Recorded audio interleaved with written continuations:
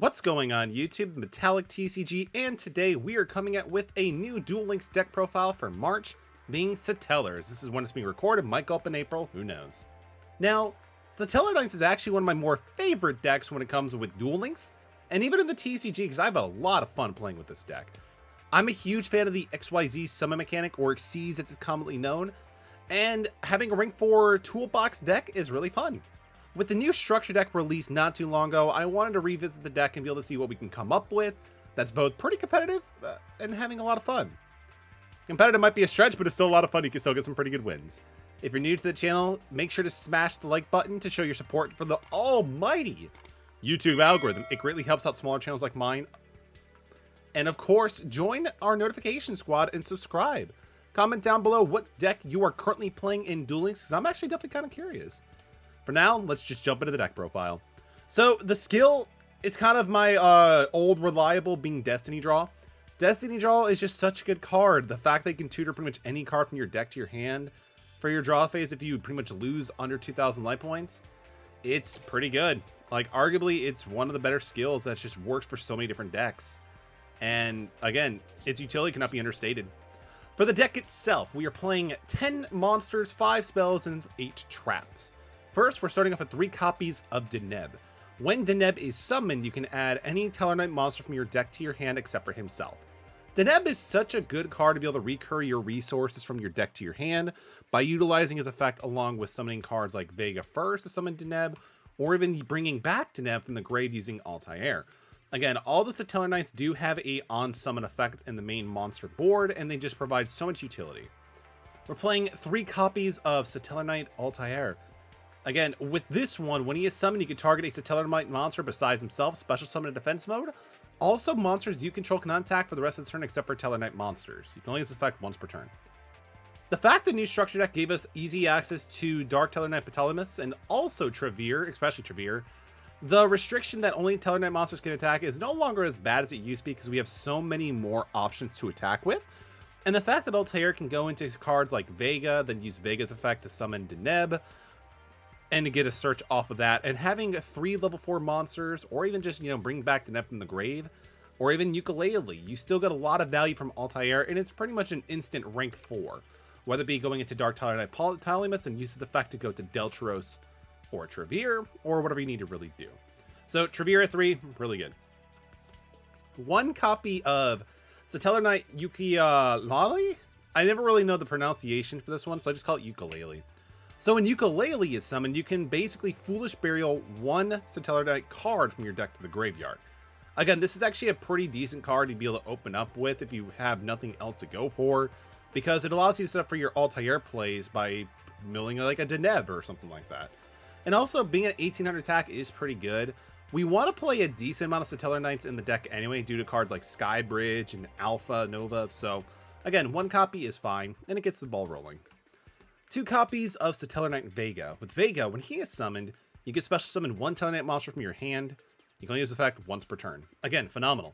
A great play you can always do is summon Vega, use Vega's effect, summon Altair, use Altair's effect to summon your Deneb from the grave, use Deneb's effect, and then search out something like an Altair.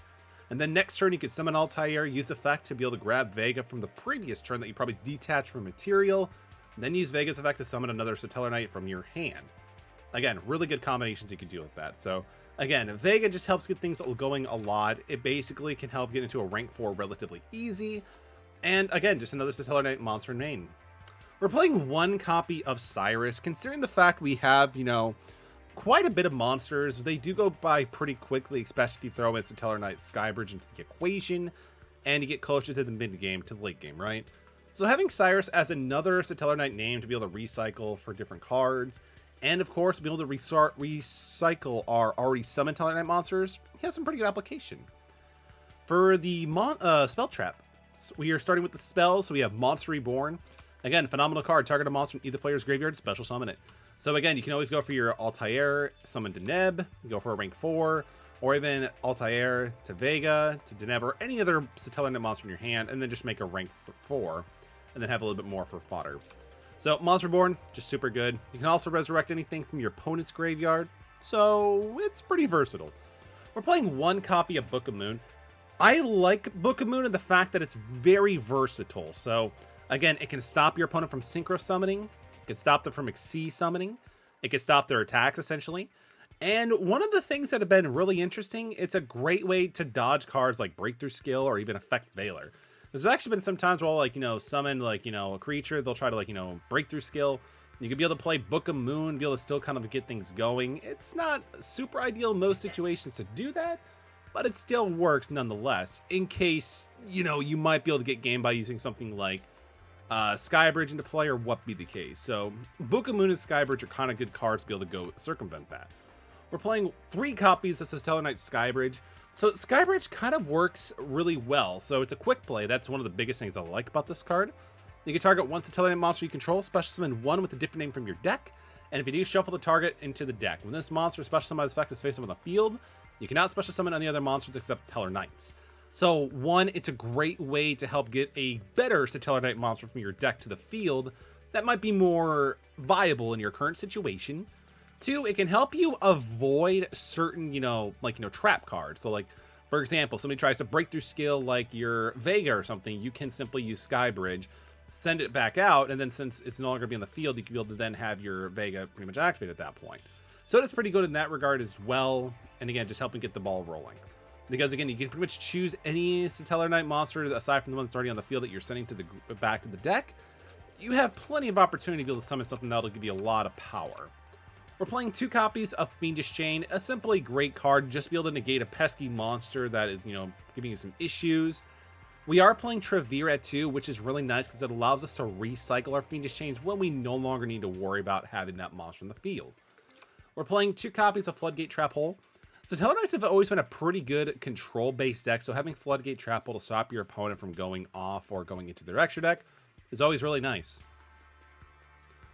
2 copies of Oasis Dragon Soul. This card is basically Call of the Haunted if you're familiar with it, but instead of summoning into attack mode, it summons them in defense position, and it becomes the worm subtype for the monster going forward while it's attached to the card. So basically, just be able to recycle our Satellarknights from the grave to field and get their effects off again is really nice. Like, it's really good just to be able to, like, use this during the end phase, get something back.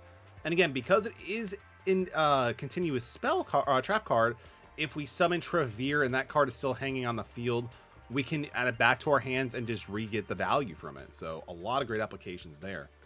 We're also playing 1 Satellar Alpha. Again, really good card. When a spell or trap or monster effect is activated, send a face-up Satellarknight monster you control to the grave. If you do, negate the activation, and if you do, destroy that card, then draw 1 card. So again, it's an effect negation. It destroys cards, and also you get to have a draw out of it as well. So it does quite a bit for the low cost of just sending 1 Satellarknight monster to the grave. And honestly, the cool thing about it is that if we send something like Trevere to the graveyard, for example, we can also summon another Satellarknight monster from the grave. So sending a Satellarknight to the graveyard, honestly, is never really a problem because we just have so much good utilage of our graveyard and we to be able to get more value later on. So to the extra deck, we're going to go into probably one of my favorite ones in the deck is Trevere. Trevere is great. Normally you need to have 3 level 4 Satellarknight monsters. However, you can get around that pretty easily. During the turn this card is Xyz summon, you cannot special summon monsters except Satellarknights. Not a big deal. And this card is Xyz summon to return all their cards on the field to the owner's hands. And then once per turn, you can detach material from this card, send 1 random card from your opponent's hand to the graveyard. And this card with the material is sent to the graveyard can target a monster, Satellarknight monster in your graveyard, special summon it. So this card has a lot going on, and let's break down some of the great utility of it.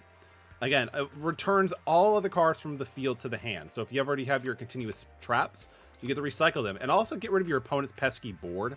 We're also kind of in a state of Yu-Gi-Oh right now where cards often have things where they cannot be targeted by card effects, nor can they be destroyed by card effects.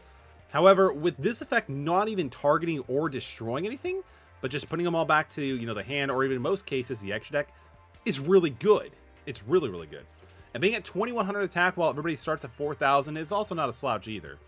And the fact that you can also detach 1 material from it and then be able to send 1 random card from your opponent's hand to the grave, it's good because, I hate to sound like it, but you're going to be the person who helps prevent your opponent from actually having resources. So Satellarknight Trevere, one of my favorite cards that was added, and it definitely helped rekindle my love for this deck. We're playing 1 Dark Rebellion Xyz Dragon. There's actually been some times where you just need a little bit of power onto the field. Now, you could always go with something different, like If you need to, you can also go with Heroic Champion Excalibur. Excalibur can detach 2 materials and just become an instant 4,000 attack monster. But again, you can also go with Dark Rebellion as well. Personally, I decided to go with Dark Rebellion because that's a great question. But they both get the job done. You sometimes just need something big to be able to get over a creature.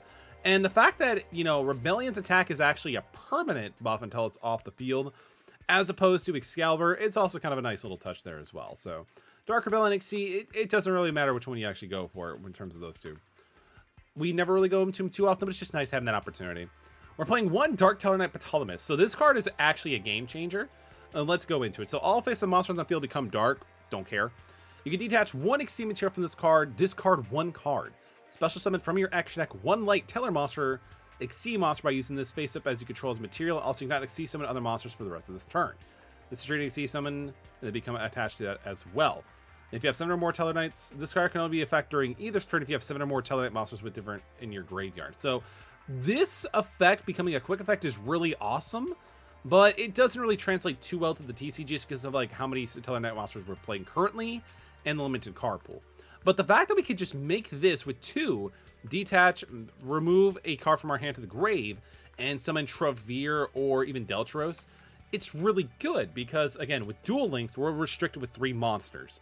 So you could pretty much, back in the day, only make 1 Deltros that turn and kind of like just not be able to make Deltros again. However, with Dark Tellarknight Ptolemy, we have so much more opportunity because we could have a Deltros and, for example, a Travere on the field, because this only takes 2 to get into this one. So for that ability, I really like it. Mainly we go into Travere to be able to help reset the board and put everything back to the hands. But, you know, sometimes Deltros is good too. We're going to play 1 copy of Deltros. Again, Deltros and Travere are actually pretty easy to recycle with cards like Cyrus. So there's really not many reasons to play more than 1 Deltros. Well, this card is XC summoned, has a material your opponent cannot activate your cards when you normal special summon monsters. So that inherent protection is pretty nice. Once per turn, you can detach a monster from this card and the target 1 card of the field, destroy it. This card is sent to the field to the graveyard. Special summon 1 Tellarknight monster from your hand or deck. So the fact that it floated is really good, but that popping ability is pretty nice, and also the protection against floodgates for our cards, again, pretty cool too. And we're playing 1 copy of number 70 Malevolent Sin. Malevolent Sin is just a really great rank 4. Be able to detach a material, banish an opponent's monster, and then if it attacks, it gets 300 attack at the end of the damage step, and raise its rank by 3. Again, just the banishing effect and going for 2,427 is really good. So it's just a nice way to have a way to get rid of certain cards. But yeah, that is the Tellarknight deck profile for March 2022 or April. We'll figure out when this gets uploaded to the channel. I'm having a lot of fun with the deck. I do want to make some changes here and there, but again, this is just the first version of what I kind of like looked around and seen, and also doing some testing. I'm actually enjoying this ratio. Let me know down below, again, what kind of Duel Link decks you guys are playing, because I'm really curious to be able to see what people are playing currently these days. Again, thank you for watching. Hope you all have a wonderful day. Stay safe, and I will hopefully see you in the next video.